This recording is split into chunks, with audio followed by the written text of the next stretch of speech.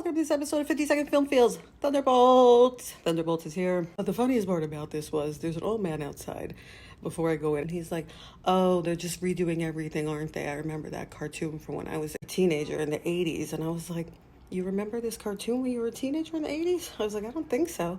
And then he's like, yeah, you got your phone? Look it up. So I look it up and I'm like, oh, are you talking about Thundercats? And he's like, young lady, well, if we're going to be correcting people, I think what you mean is lightning bolt, because Thunderbolt makes no sense. And I was like, touche. But I'm looking up this picture. I'm like, let me look up this picture of the Thundercat. What was that? Why are the Thundercats terrifying and hilarious at the same time? And who is that? Blue? Why is Blue Beetle one of the Thundercats? Oh my God. Well, hold on, I gotta see this again.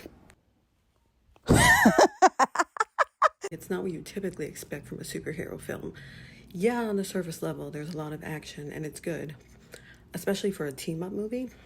But I promise you, Marvel has a plan. As far as the tone, it's not even a joke fest. There's not even really that much humor in the movie. And the tone is actually kind of somber. It's sad. It's not a feel-good type of movie where you're expecting a lot of action and then everybody's so happy and all the fun jokes you get from, like, let's say Guardians of the Galaxy. It's not like that at all. It's actually dealing with a lot of mental health issues is pretty much what this goes on about. There are some funny moments, though. And my favorite part was when Bucky takes his arm out of the dishwasher. Freaking hysterical. Also, Red Guardian was my favorite part of the movie because Alexei, he's hilarious. And he's pretty much the only one, like, really making jokes. It could seem like Marvel was just like, let's get these throwaway characters and try to make money off of them, like side characters and not the leads for movies like Black Widow, Ant-Man.